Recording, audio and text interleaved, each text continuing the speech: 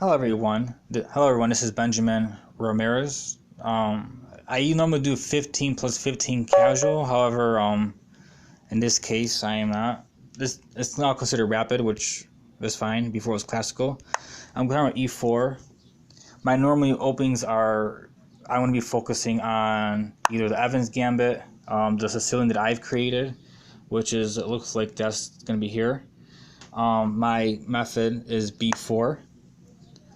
Is considered the wing gambit after he takes an A3, but they don't have much information on that, so I'm doing that mostly. After here, I like to play knight to F3, having more control over the center, and he's basically giving it the control of the center, but he's cramping my side. Knight to F6, I haven't really gone over this yet in my videos. I don't like knight to f6 because I simply can just push my pawn up one.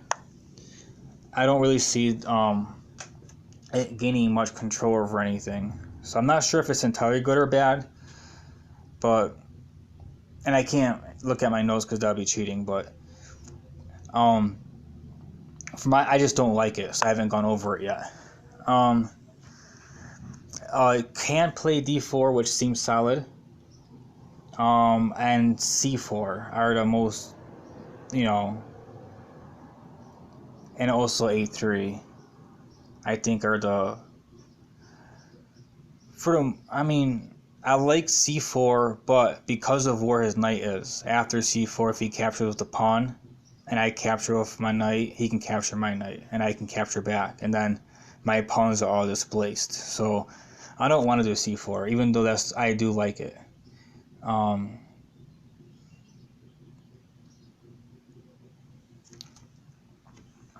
guess I'll play. I feel weird because on my videos I do d4 or c4 depending on the situation. So I feel a little weird going off of that. I'm gonna continue c4 just because that's what my normal stuff is. So I'll just see how it goes.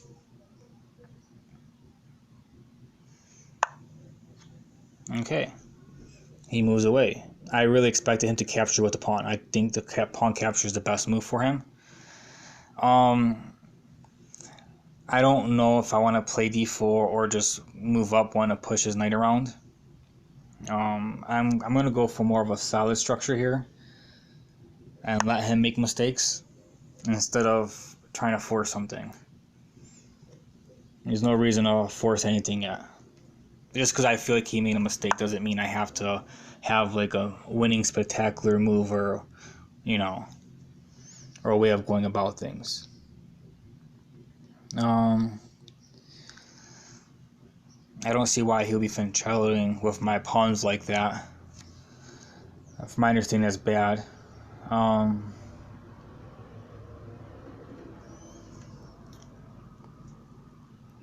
I can move my bishop to d3, I can move my bishop to b2, I can move my pawn up.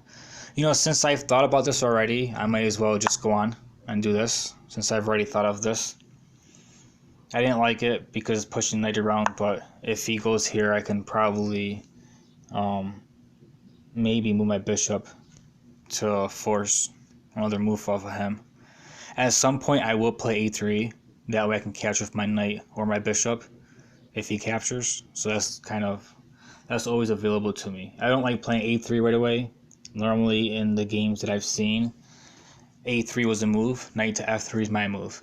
The reason why knight to f3 is my move is simply because I want to play a3 as a backup, and I like to decide if my knight or bishop goes or my rook, depending on the position.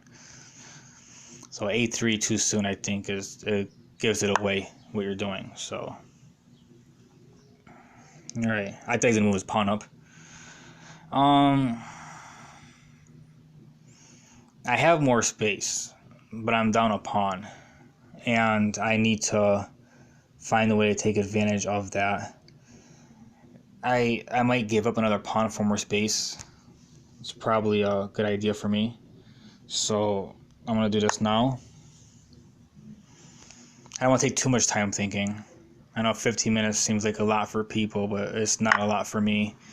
I try to get really involved with my moves. So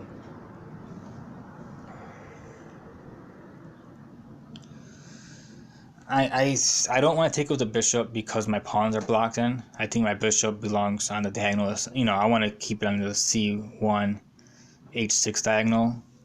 In this situation, I don't like it. The knight can take or the rook can take. I'm thinking rook because my knight can go to C3 or D2. So I think in this situation, I'd prefer my rook to capture. So that's what I'm going to do. And that's why I like waiting for A3. In all the games that I've seen, A3 was played actually very quickly. I think it was the third move. So I usually play it later on, 6th, 7th, 8th move usually. Alright, so he moves his bishop over. I'm not sure if I should move my knight up. That looks a little premature, but my knight would be attacking the F7 pawn. If I move it to G5, he'd have to castle. If I'm going to force him to castle now, I'm probably going to have to consider the idea of moving my pawns, my H pawn up and attacking. So, pawn first then knight, or knight first then pawn? I'm going to do my knight first. Just so he knows my intentions is to attack his king. I want him to know my intentions. Only because I have a lot of space and my rook can swing over and everything else. I like that. If I do my pawn first, my rook won't be able to swing over so easily. So,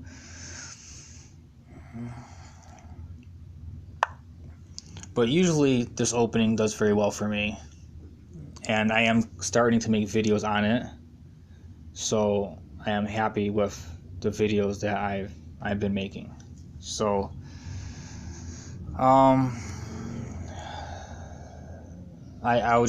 guess I'll just move the pawn. That's what my plan was. I can go for it. I don't see any reason to do anything different. I mean, I could have taken the pawn with the knight and then him taking my rook over, but I don't see a follow up with that right away. So I don't know how well something like that would even work. So he moves his knight down.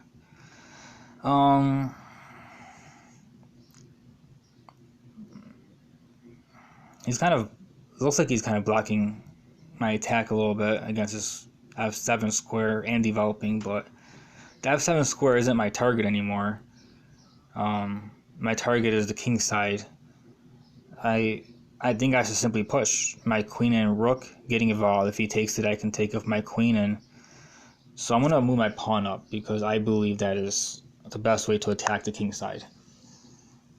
His knight move didn't fully stop it. It stopped like an attack against the F7, which already stopped after he castled. So, but he is bringing a defender in, so I'm not sure what his best move would have been.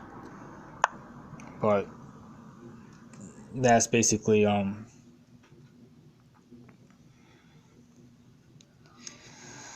right. Let me try to calculate here. If knight takes the pawn, the king takes. My pawn takes G. If the king takes, my queen will go down, and I think that will be checkmate. Queen at H5. If my knight takes, king takes, pawn takes on G6, that's check. If he doesn't capture, he moves back. He can go to H5 anyways. I don't see a way for him to defend it. I don't know if there's a forced checkmate here or not, but I'm going to try it. I think there's a forced checkmate, but the only way to find out is to try it. And if I lose horribly, then it's not the opening's fault, it's my fault for messing up the opening. Yeah, so don't hold it against my opening. Pawn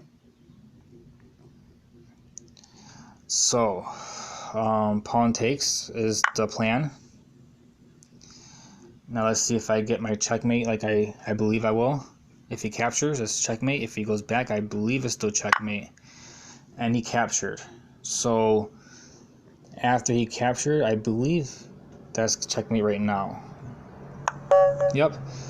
In a game this long, people shouldn't fall for stuff like this, but he did. That was a pretty good video. So I guess like and subscribe. If you like what you see, subscribe. I know my rating says 16, but it's a lot higher now. I've been studying a lot, and I've barely been playing. I've been studying a lot and doing all kinds of stuff. And this opening, I've beaten people rating 2,000. So the main reason why is because it's very unfamiliar to people, and they make weird moves because they don't know what to do. So hopefully it's solid enough to play at higher levels, which is what I'm hoping for, but I won't know until I reach it myself. So this is my journey. If it works out, then my journey will be recorded, which is the point.